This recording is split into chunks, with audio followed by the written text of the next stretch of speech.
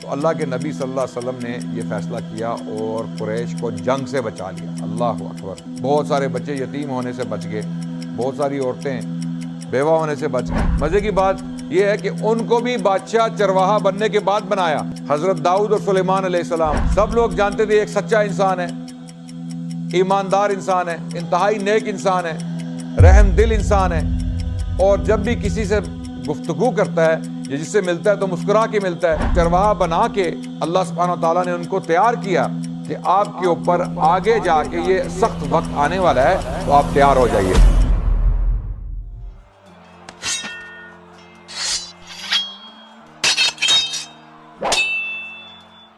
بسم اللہ الرحمن الرحیم، الحمدللہ رب العالمین، والصلاة والسلام علی خاتم الانبیاء وسید المرسلین وعلی آلہ واصحابہ الغر المیامین، اما بعد، اعوذ باللہ السمیع العلیم من الشیطان الرجیم، بسم اللہ الرحمن الرحیم، وما ارسلناک الا رحمۃ للعالمین۔ ہم حلف الفضول تک پہنچے تھے۔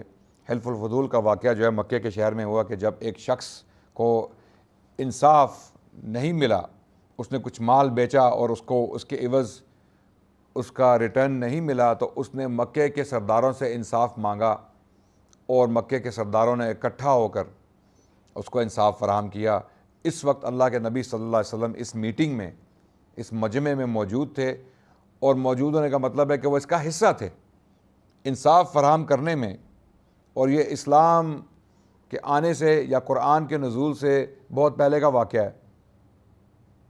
تو اللہ کے نبی صلی اللہ علیہ وسلم نے بعد میں بھی فرمایا کہ اگر حلف الفضول کا واقعہ آج بھی ہو، نبوت ملنے کے بعد بھی، نبوت کا اعلان ہونے کے بعد بھی، تو میں آج بھی بڑھ چڑھ کر اس میں حصہ لوں گا۔ یعنی ایک مسلمان کے لیے ایک نوبل انڈیور میں کام کرنا، بشرطے کہ اس میں کوئی شرک شامل نہ ہو، اس میں کوئی باطل یا کوئی منکر عنصر نہ ہو، اس صورت میں مسلمان ایسے واقعات یا ایسے مواقع ان میں بے شک شامل ہوں، بشرطے کہ انصاف مقصد ہو، کسی کے ساتھ اچھائی کرنا مقصد ہو۔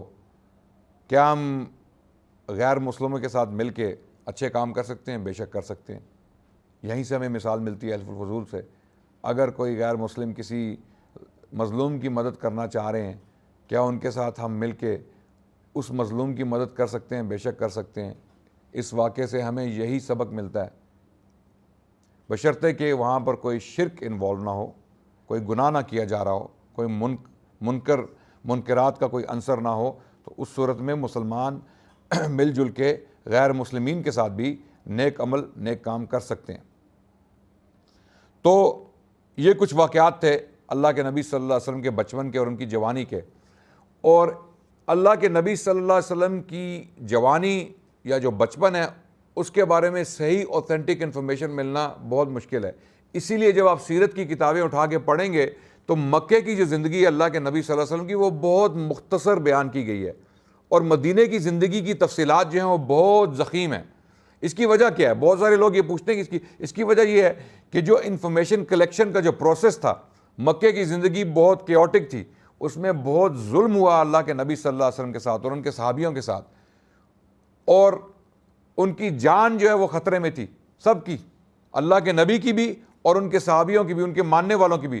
تو انفارمیشن کلیکٹ کرنا اور اس کو ٹرانسمٹ کرنا وہ اتنا آسان کام نہیں تھا۔ اسی لیے جو مکے کی زندگی کے بارے میں انفارمیشن ہمیں ملتی ہے وہ بہت کم ملتی ہے، جو ملتی ہے الحمدللہ جو اوتھینٹک ہے وہ اتنی ضخیم نہیں ہے، اتنی تفصیل اس میں موجود نہیں ہے جتنی مدینے کی زندگی ہجرت کے بعد، کیونکہ مسلمانوں کو ایک جو ہے امن کا گہوارہ ملا۔ یعنی امن تو کم تھا، کیونکہ اللہ کے نبی صلی اللہ علیہ وسلم اپنے آخری 10 سال بھی جو ہیں وہ جنگیں ہی لڑتے رہے اپنے دفاع میں، جب ان پر حملے کیے گئے، جس کی تفصیل انشاءاللہ ہم بیان کریں گے۔ تو مکے کی زندگی کی تفصیلات جو ہیں وہ نسبتاً کم ہیں۔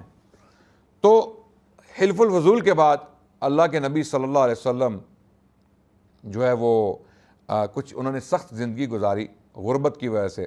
ظاہر ہے ان کے والد فوت ہو چکے تھے، اور ابو طالب جو ہیں وہ خود کوئی اتنے امیر شخص نہیں تھے، گو کے سردار تھے، قریش کے سردار تھے، اس میں کوئی شک نہیں ہے۔ ایک نوبل فیملی سے تعلق تھا اللہ کے نبی صلی اللہ علیہ وسلم کا، لیکن زندگی گزارنے کے لیے اللہ کے نبی صلی اللہ علیہ وسلم نے بکریاں بھی چرائیں، اللہ کے نبی صلی اللہ علیہ وسلم نے ایک شیپرڈ کی حیثیت سے بھی کام کیا، اور کچھ مکے کے کچھ لوگوں کی بکریاں چرانے کے عوض ان کو چند قیرات ملتے تھے، اور اپنی جوانی کا بہت سارا حصہ جو اللہ کے نبی صلی اللہ علیہ وسلم نے وہ مکے کے لوگوں کی بکریاں چرانے میں بھی گزارا۔ اور اس میں بھی اللہ کی حکمت ہے، جو اللہ سبحانہ و تعالیٰ کسی انسان کو کبھی زندگی میں مشکلات سے گزارتے ہیں یا سخت وقت سے گزارتے ہیں، مشقت سے گزارتے ہیں، جو میں پیغام آپ کو دینا چاہتا ہوں اس واقعے کی روشنی میں، یعنی ان حالات کی روشنی میں، وہ یہ ہے کہ انسان کی زندگی میں کبھی مشقتیں آتی ہیں، مشکلات آتی ہیں، اور کبھی کبھی اس کے ساتھ مثال کے طور پہ بچپن میں شاید زیادتی بھی ہوئی ہو، سخت وقت گزارا ہو بچے نے، اور وہ بچہ بڑا ہو کر گلا کرتا ہے کہ یا اللہ میرے ساتھ اس طرح کیوں ہوا، لیکن وہ بچہ شاید یہ نہیں جانتا کہ اس کے ساتھ جو واقعات بچپن میں ہوئے ہیں وہ اس لیے ہوئے ہیں کہ اللہ تعالیٰ اس کو کسی بڑے مقصد کے لیے تیار کر رہے ہیں۔ اللہ سبحانہ تعالیٰ کا اس کے لیے کوئی پلان ہے۔ اور آپ نے دیکھا ہوگا عموماً جو لیڈرز ہیں، جو بڑے بڑے کام کرتے ہیں، جو بڑی بڑی ایجادات کرتے ہیں، جن کی بڑی بڑی اچیومنٹس ہیں دنیا کی تاریخ میں، آپ ان کی تاریخ اٹھا کے دیکھیں کہ وہ کوئی نارمل ممی ڈیڈی فیملی سے نہیں آ رہے۔ میں ممی ڈیڈی فیملیز کے خلاف نہیں ہوں، رائٹ؟ جو بچے بہت پیار اور محبت سے پالے جاتے ہیں، جن کو ماں باپ روئیوں کی طرح، روئی کے گالوں کی طرح جو نہیں وہ پالتے ہیں، یعنی ان کو کوئی تکلیف نہیں ہونے دیتے، ان کو باہر بھی نہیں نکلنے دیتے، وہ بچے اکثر جو ہیں وہ ایک عام زندگی ہی گزارتے ہیں۔ ان کا مقصد یہی ہوتا ہے کہ ہم بس بڑے ہو جائیں، ہمیں نوکری مل جائے، ہم اپنی زندگی گزار دیں اور مر جائیں، یعنی وہ ایک عام زندگی گزارتے ہیں۔ لیکن جو با مقصد زندگی لوگ گزارتے ہیں وہ اس لیے گزارتے ہیں کہ ان کی جو بچپن میں زندگی گزری تھی وہ بہت سخت گزری تھی، عام چیزوں سے ان کا کام نہیں بنتا۔ وہ یہ نہیں چاہتے کہ کوئی ہم عام کام کریں، وہ کہتے ہیں ہم کوئی خاص کام کریں۔ اگر اللہ نے ہمیں اتنی ٹریننگ دی ہے، کمانڈو ٹریننگ سے ہم گزرے ہیں۔ آپ نے کمانڈو ٹریننگ کے بارے میں سنے؟ جو ملٹری میں ٹریننگ دی جاتی ہے، S S G, special services group, ان کے ساتھ کیا سلوک کیا جاتا ہے، کوئی آپ کو اندازہ ہے؟ آپ سوچ بھی نہیں سکتے۔ میں نے تو نہیں کی تو مجھے نہیں پتا، لیکن میں نے سنا ہے کہ ان کی ٹریننگ شدید سخت اور مشقت والی ہے۔ تو اسی طرح جب کوئی بچے اس قسم کے حالات سے گزرتے ہیں تو اللہ سبحانہ تعالیٰ ان کو کسی چیز کے لیے تیار کر رہے ہوتے ہیں۔ تو اگر آپ کے ساتھ کوئی سختی ہوئی ہو بچپن میں تو یہ ضروری نہیں ہے کہ کوئی بری چیز ہو، شاید اللہ سبحانہ تعالیٰ آپ سے کوئی کام کروانا چاہ رہے ہیں۔ اللہ وہ ٹریننگ جو آپ کو بچپن میں ملی ہے، جو سختی کی وجہ سے آپ کے اندر ایک وہ جذبہ پیدا ہوا سختی برداشت کرنے کا، یا ایک برداشت کا مادہ پیدا ہو گیا ایک نتیجے کی صورت میں، تو اس کا مقصد شاید یہی ہے کہ اللہ سبحانہ تعالیٰ آپ سے کوئی کام کروانا چاہتے ہیں۔ تو اسی طرح اللہ نے اپنے انبیاء کو ہمیشہ چرواہا کیوں بنایا؟ بڑے بڑے انبیاء ہیں، اللہ نے ان کو بادشاہ کیوں نہیں بنایا؟ حالانکہ ایسے بھی انبیاء ہیں جو بادشاہ تھے، نو ڈاؤٹ، لیکن وہ بھی چرواہے تھے۔ مزے کی بات یہ ہے کہ ان کو بھی بادشاہ چرواہا بننے کے بعد بنایا۔ حضرت داؤد اور سلیمان علیہ السلام دونوں نے بکریاں چرائیں، بنو اسرائیل سے ان کا تعلق تھا۔ تو بادشاہ بھی آپ صحیح تبھی بن سکتے ہیں جب آپ مشقت سے گزرے ہوں، جب آپ کو تخت وراثت میں ملے گا، پلیٹ پہ رکھ کے آپ کے سامنے تخت دیا جائے گا۔ اب یہ دیکھا ہوگا آپ نے، بہت ساری مثالیں ہیں، کچھ لوگ ہوتے ہیں وہ غربت سے آتے ہیں، انتہائی غریب ہوتے ہیں، کچھ بزنس مین وہ بہت محنت کرتے ہیں، بڑا کاروبار جو ہے وہ کھڑا کرتے ہیں اپنے لیے، بڑی بڑی بلڈنگز بناتے ہیں، بڑی بڑی ہاؤسنگ سوسائٹیز جو ہیں وہ بنا کے بیچ دیتے ہیں اور ارب خرب پتی ہو جاتے ہیں، لیکن ان کے آگے آنے والی اولاد جو ہے وہ اس پیسے کو اپریشیٹ نہیں کرتی، کیونکہ انہوں نے محنت نہیں کی۔ محنت کرنے والے جو ہیں اس کی صحیح قدر کرتے ہیں، لیکن جنہوں نے محنت نہیں کی، جن کو وراثت میں مل گئی ہے بچپن میں ہی، جن کی پیدائش ہی پرائیویٹ جیٹ میں ہو یا رولز رائس میں ہوئی ہو، تو وہ تو رولز رائس کو اس طرح ہی استعمال کریں گے جس طرح آپ اپنی آلٹو کو، یا یہ دوسری چھوٹی گاڑیاں جو ہے آج کل جو ہیں ہمارے علاقے میں اس طرح استعمال کریں گے، بلکہ کچھ لوگ تو بڑے اچھے طریقے سے استعمال کرتے ہیں کیونکہ ان کی وہی جمع پونجی ہوتی ہے۔ تو مقصد یہ بتانے کا یہی ہے کہ جو لوگ مشقت سے گزرے ہیں وہ قدر کرتے ہیں اپنی اچیومنٹس کی، بعد میں آنے والے لوگ، اسی لیے اللہ سبحانہ وتعالیٰ نے انبیاء کو مشقت کروائی، ان کو سخت جان بنایا تاکہ آگے آنے والا جو سخت وقت ہے اس میں وہ وقت گزار لیں۔ حضرت موسیٰ علیہ السلام کا واقعہ بہت زبردست واقعہ ہے۔ اللہ کے نبیوں میں سے ایک عظیم نبی رسول اللہ کے رسول بنو اسرائیل کی طرف، ان کو کیسے اللہ نے تیار کیا؟ پہلے دریا میں ان کی والدہ محترمہ نے ان کو چھوڑ دیا، اللہ نے حکم دیا کہ آپ نے اس کی جان بچانی ہے تو اس کو دریا میں ڈال دیں، یہاں بھی توکل۔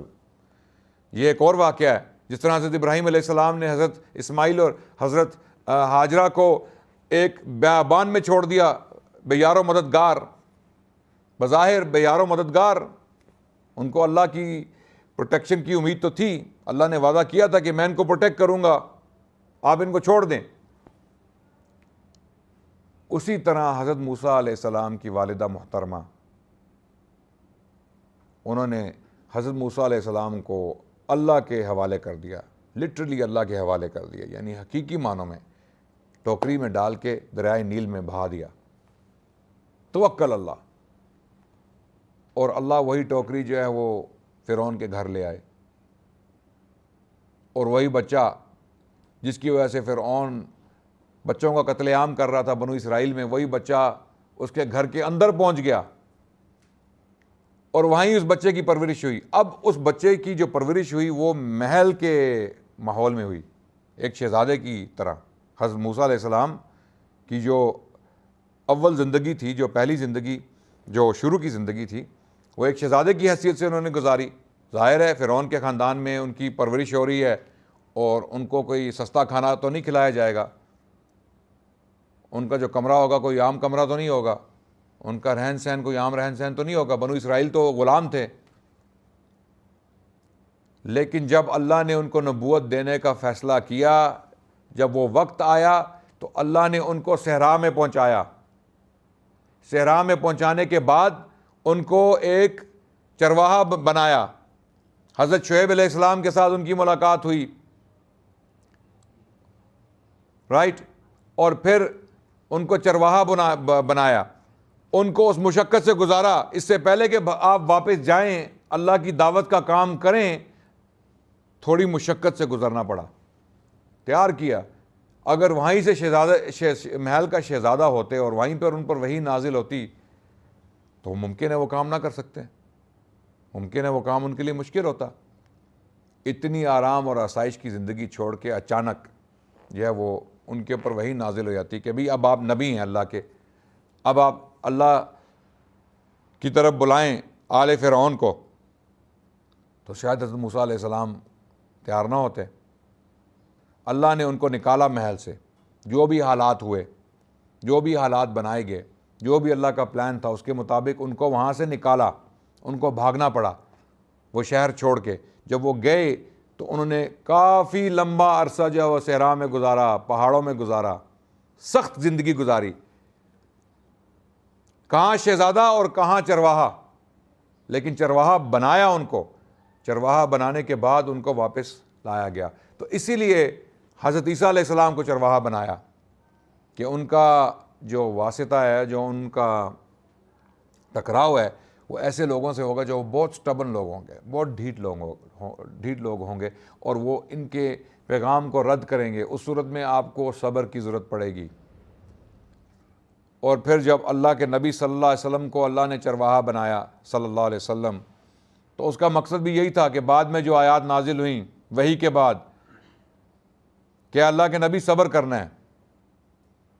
یا ایھا المدثر قم فانذر وربک فکبر وثیابک فطہر والرجز فہجر، اور پھر آگے جا کے وَلِرَبِّكَ فَاصْبِرْ وَلِرَبِّكَ فَاصْبِرْ، اپنے رب کے لیے اب صبر کرنا ہے۔ اب صبر کیسے کرنا ہے جب صبر کی استطاعت ہی نہیں ہے، صبر کی طاقت ہی نہیں ہے، تو صبر کس طرح کرنا ہے؟ تو وہ پہلے ہی اللہ سبحانہ و تعالیٰ نے ان کو اتنی مشکلات سے گزار دیا تھا۔ ایک یتیم بنایا، یتیم ہونے کے بعد ایک سخت وقت گزرا ان کے بچپن میں، اور اس کے بعد ان کو چرواہا بنایا، اور چرواہا بنا کے اللہ سبحانہ و تعالیٰ نے ان کو تیار کیا کہ آپ کے اوپر آگے جا کے یہ سخت وقت آنے والا ہے، تو آپ تیار ہو جائیے۔ اور اللہ کے نبی صلی اللہ علیہ وسلم اس وقت اس دور سے گزر رہے تھے۔ پھر 25 سال کی عمر میں اللہ کے نبی صلی اللہ علیہ وسلم جو ہے وہ شام کے علاقے کی طرف گئے اور کچھ تجارت کی۔ مکے کی ایک امیر خاتون تھی خدیجہ کے نام سے، جو بیوہ تھی اس وقت، اور مکے کے بڑے بڑے سردار ان سے شادی کرنا چاہتے تھے، بڑے بڑے سردار۔ انہوں نے پروپوزل بھی بھیجے، پیغام بھیجے رشتے کے کہ آپ ہمارے ساتھ شادی کیجئے، کیونکہ وہ بیوہ تھی، she was available for marriage, اور امیر عورت تھیں، اچھے خاندان سے تھیں، تو ہر کوئی چاہتا تھا کہ ان کے ساتھ شادی کی جائے، لیکن انہوں نے کسی کا رشتہ قبول نہیں کیا۔ جب اللہ کے نبی صلی اللہ علیہ وسلم ان کا کچھ مال شام لے کے گئے کاروبار کے مقصد سے، تو وہاں پر بہت منافع ہوا۔ اللہ کے نبی صلی اللہ علیہ وسلم نے یہ دکھایا اپنے عمل سے، اپنے کردار سے، کہ ان کے کام کرنے میں بہت برکت ہے، کیونکہ وہ ایک سچے انسان تھے، ایماندار انسان تھے، تو جن لوگوں کے ساتھ ان کی ڈیلنگز ہوئیں وہ بھی ان سے بہت خوش تھے، اور بہت منافع ہوا۔ تو جب اللہ کے نبی صلی اللہ علیہ وسلم یہ مال لے کر واپس آئے اور منافع جب دیکھا حضرت خدیجہ نے، تو انہوں نے پوچھا اپنے غلام میسرہ سے کہ یہ کس طرح ہوا؟ تو انہوں نے سارے واقعات جو حضرت خدیجہ کو بتائے، تفصیلات تو ہمیں نہیں ملتی، لیکن واقعات بتائے کہ اللہ کے نبی صلی اللہ علیہ وسلم نے اس طرح لوگوں کے ساتھ ڈیل کیا۔ تو حضرت خدیجہ جو ہیں بہت متاثر ہوئیں، گو کہ وہ عمر میں تھوڑی بڑی تھی اللہ کے نبی صلی اللہ علیہ وسلم سے۔ کچھ روایات میں آتا ہے کہ وہ 35 سال کی تھیں، کچھ میں آتا ہے کہ وہ 40 سال کی تھیں، اور اللہ کے نبی صلی اللہ علیہ وسلم اس وقت 25 سال کے تھے۔ تو انہوں نے باوجود اس کے کہ اللہ کے نبی صلی اللہ علیہ وسلم ان کے لیے کام کر رہے تھے، ان کا کاروبار کر رہے تھے، اور مالی لحاظ سے بھی ان سے کمزور تھے، حضرت خدیجہ رضی اللہ عنہا نے نکاح کا پیغام حضرت رسول اللہ صلی اللہ علیہ وسلم کی طرف بھیجا کہ آپ مجھ سے شادی کر لیجئے۔ اس کی وجہ یہی تھی کہ اللہ کے نبی کا کردار اور ان کے بارے میں جو تفصیلات بیان کی گئیں حضرت خدیجہ کے سامنے، وہ اس سے متاثر ہوئیں۔ پھر حضرت خدیجہ رضی اللہ عنہا نے نکاح کا پیغام اللہ کے نبی صلی اللہ علیہ وسلم کی طرف بھیجا، اور حضرت محمد صلی اللہ علیہ وسلم نے اپنے چچا ابو طالب سے مشورہ کیا، اور ابو طالب نے یہی مشورہ دیا کہ آپ نکاح کر لیجئے، اور حضرت ابو طالب نے ہی جو ہے وہ نکاح پڑھایا۔ اللہ کے نبی صلی اللہ علیہ وسلم کی حضرت خدیجہ سے اولاد ہوئی۔ سب سے پہلے بیٹے صاحبزادے قاسم کے نام سے، جن کا نام قاسم رکھا گیا، وہ پیدا ہوئے، اور انہی کی نسبت سے اللہ کے نبی صلی اللہ علیہ وسلم کی کنیت پڑی ابو القاسم۔ تو بعد میں بھی اللہ کے نبی صلی اللہ علیہ وسلم کو ابو القاسم کہہ کے بلایا جاتا رہا، اور پھر انہی سے حضرت خدیجہ کے بطن سے اللہ کے نبی صلی اللہ علیہ وسلم کی 4 صاحبزادیاں پیدا ہوئیں، زینب، رقیہ، ام کلثوم اور فاطمہ رضی اللہ عنہا۔ اور پھر ایک اور صاحبزادے پیدا ہوئے عبداللہ کے نام سے، جن کا لقب طیب اور طاہر۔ طیب اور طاہر دونوں لقب القاب جو تھے وہ عبداللہ کے تھے، جو اللہ کے نبی صلی اللہ علیہ وسلم کے صاحبزادے تھے۔ تو اللہ کے نبی کے جو بیٹے تھے صاحبزادے، دونوں بچپن میں ہی فوت ہو گئے، ان کی وفات ہوئی، اور 4 بیٹیاں جو ہیں وہ حیات رہیں، اور تقریباً تمام بیٹیاں جو ہیں وہ اللہ کے نبی کی زندگی میں ہی فوت ہو گئیں، سوائے فاطمہ رضی اللہ عنہا کے۔ زینب، رقیہ، ام کلثوم، یہ تینوں بیٹیاں اللہ کے نبی صلی اللہ علیہ وسلم کی زندگی میں ہی ان کی وفات ہوئی، اور رقیہ اور ام کلثوم جو ہیں وہ حضرت عثمان کے نکاح میں آئیں۔ زینب جو تھیں ان کا نکاح ابو العاص کے نام سے ایک مکے کے شخص تھے، جنہوں نے بعد میں اسلام بھی قبول کیا، ان کے ساتھ ہوا، اور فاطمہ رضی اللہ عنہا کا نکاح حضرت علی رضی اللہ عنہ، جو حضرت ابو طالب کے صاحبزادے تھے، ان کے ساتھ ہوا۔ تو اس لیے جب ہم ابو طالب کے لیے حضرت کا لفظ استعمال کرتے ہیں تو اس لیے کرتے ہیں کہ ان کی رسپیکٹ کی جائے، ہمارے دل میں ان کے لیے احترام ہے۔ گو کہ ہماری روایات میں یہی آیا ہے کہ ابو طالب جو ہیں وہ ایک مسلمان کی حیثیت سے ان کی وفات نہیں ہوئی۔ اہل تشیع اس سے اختلاف کرتے ہیں، وہ کہتے ہیں کہ ابو طالب یقیناً مسلمان تھے، لیکن اہل سنت کا جو موقف ہے وہ یہی ہے، جو میجورٹی اہل سنت، جو اکثریت ہے اہل سنت کے علماء کی، ان کا موقف یہی ہے کہ ابو طالب جو ہیں وہ اسلام لانے سے پہلے یا اسلام نہیں لائے تھے جب ان کی وفات ہوئی۔ اور اس کے بارے میں قرآن کی آیت جو ہے وہ اس صورت میں یا اس ضمن میں پیش کی جاتی ہے، سورۃ القصص کی آیت، اعوذ باللہ من الشیطان الرجیم، انک لا تہدی من احببت ولکن اللہ یہدی من یشاء وہو اعلم بالمہتدین، کہ اے اللہ کے نبی صلی اللہ علیہ وسلم آپ ان لوگوں کو ہدایت نہیں دے سکتے جن سے آپ کو محبت ہے۔ تو یہ آیت ابو طالب کے بارے میں نازل ہوئی تھی، اور یہ واقعہ بعد میں بیان کریں گے انشاءاللہ جب ہم اس موقع پر پہنچیں گے۔ اللہ کے نبی صلی اللہ علیہ وسلم نے تقریباً 10 سال کا دور گزارا حضرت خدیجہ کے ساتھ۔ 35 سال کی عمر میں ایک اور واقعہ پیش آیا جو تھا کعبے کی تعمیر نو اور حجر اسود کو نصب کرنے کا تنازع۔ تو جب کعبے کو دوبارہ تعمیر کیا گیا، قریشیوں نے، سرداروں نے یہ فیصلہ کیا کہ کعبے کو دوبارہ تعمیر کیا جائے، تو اس وقت بھی یہ لوگ اتنے کیئرفل تھے کعبے کے بارے میں کہ انہوں نے اعلان کر دیا کہ کوئی حرام کمائی کعبے کی تعمیر نو کے لیے پیش نہ کرے۔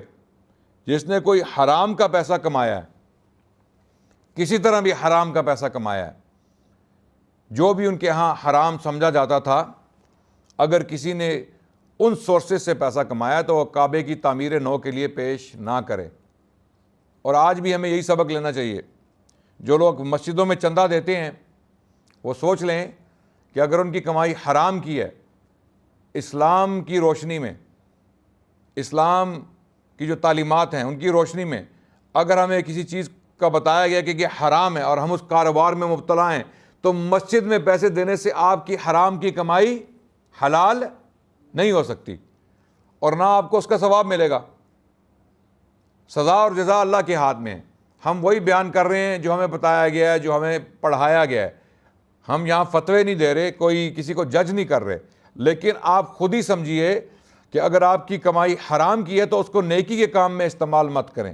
حرام کی کمائی سے صدقہ مت دیں، حرام کی کمائی سے مسجد کی تعمیر مت کیجیے، حرام کی کمائی سے کسی بیوہ کی یا کسی یتیم کی کفالت مت کیجیے، اس میں ثواب ملنے کی امید نہیں ہے۔